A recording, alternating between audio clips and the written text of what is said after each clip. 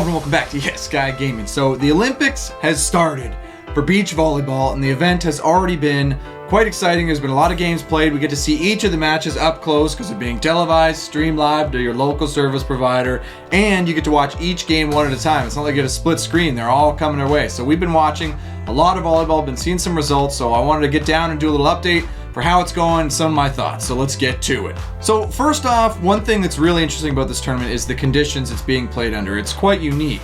Obviously there's no fans in the stands, but that hasn't seemed to stop or interrupt much of the flow for any of these teams. They're fairly used to it by now. We've been playing all year, after all, with no fans in the stands or very little fans. So everybody seems to have just gotten over that right away and is playing pretty decent ball.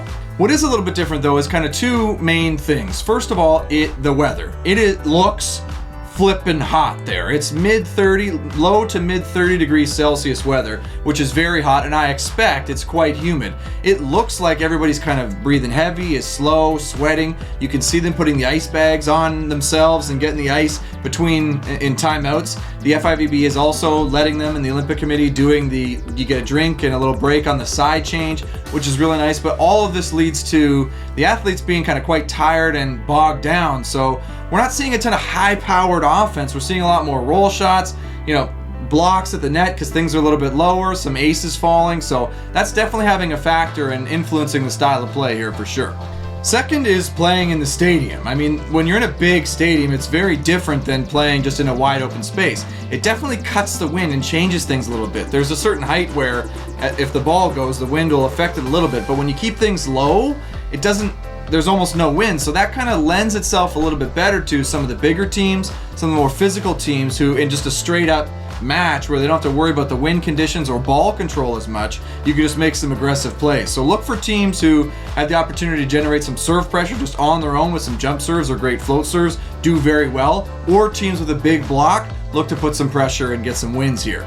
So with that, I want to talk about some of the results here and go through kind of each of the pools, maybe some surprises, little pieces of information. So first off, we got to start with the Canadian content. So in Pool A and the women's bracket, we've got Humana Paredes and Pavan of Canada, who are in the lead in the pool. They already have 2 wins, taking down Schoen and Stam of the Netherlands and Sood and Borger of Germany. Both matches, Melissa and Sarah played very well. Most recently, they beat Sood and Borger, a team who had beaten them already this year, so it wasn't a guarantee, but they went out and played very well. Sarah Pavan getting a bunch of nice blocks, Mel making some good digs, siding out well, and the real focus of that match that I could tell was neither team was really able to get a ton of serve pressure. There were a few aces here and there, but there wasn't like super aggressive serves coming. So what that lends to is a team with the bigger block, more aggressive physical presence. Sarah Pavan at the net ended up getting the win there, as Sarah I think got 6 or 7 blocks through both of the sets and really helped the team win. So big win for Team Canada.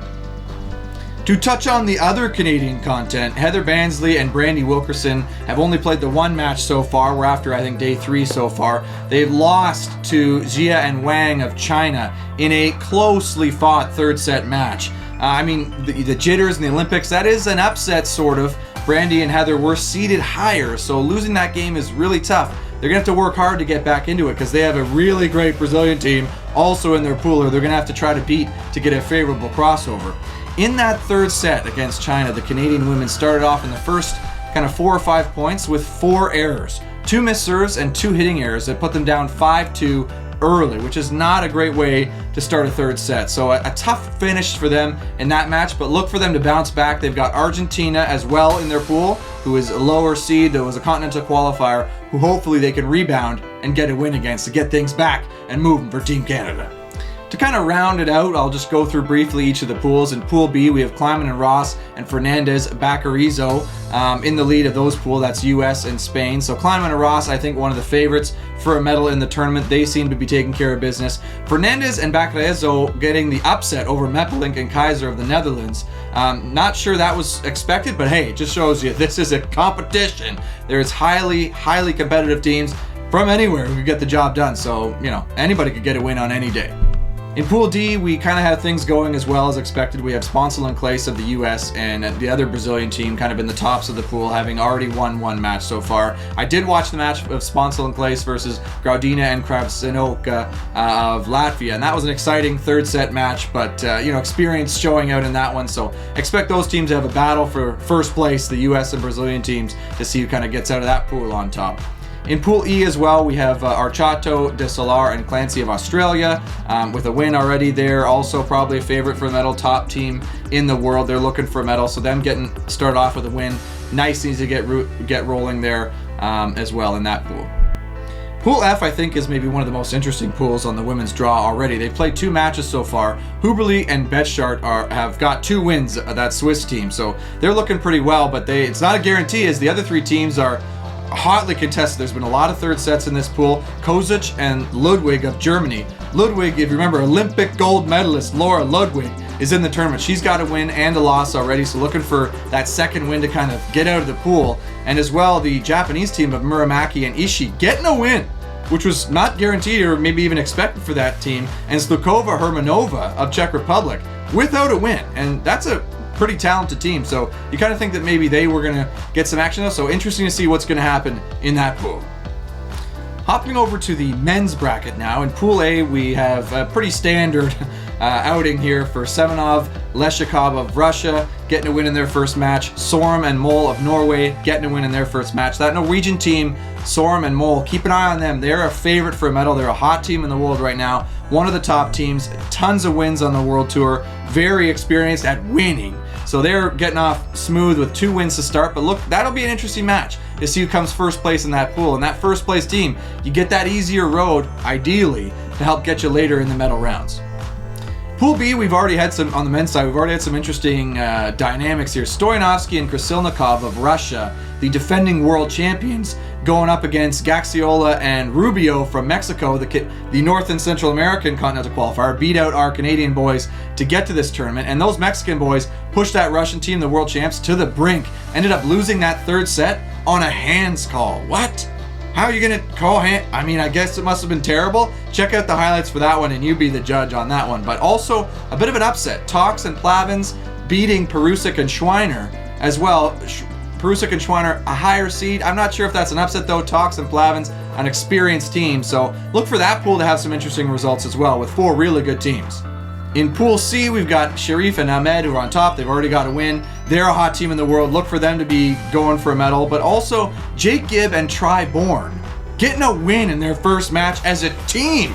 Not even sure if these guys have ever played together. Probably they have a few times. But Tri Bourne, the COVID sub for Trevor Crabb, who had to duck out because of COVID. So Jake Gibb, Tri Bourne, I mean, look for them to be playing with house money and get some more wins here. In Pool D, we've got a really tough pool, in my opinion. We've got Lucena and Dalhauser of the US losing their first round game, but they've got really 2 of the top teams in the world in Brouwer and Musin of the Netherlands and Alvaro and Alisson of Brazil in that pool. I mean, the Argentinian team is in tough to even get any set wins in that pool, as that one's 3 really talented teams, and Nick and Phil dropping their first match, but I mean, we'll see if they can rebound and make it out of that pool.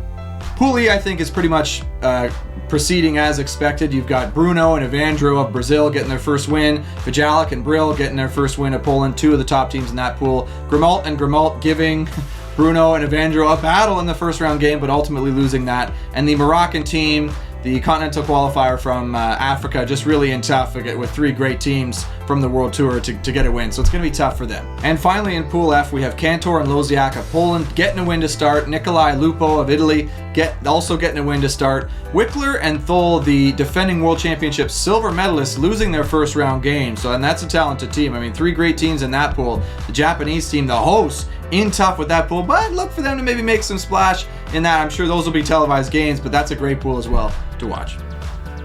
So that's it so far. We've only seen so many results come through. I hope to come back with another update when we see some more action and maybe some of the more interesting matches, some of the key matches to see who comes first or second in the pool, and some of those hotly contested matches to see who actually makes it out that third, fourth place competition in the pool to see who actually gets to continue in the tournament and who's eliminated. Those are sure to be intense, especially in some of the death pools where the team is going to be eliminated. It's probably still a pretty good team, and those matches are sure to be intense. So the next few days of this competition is going to be really exciting to watch. So I'm looking forward to it.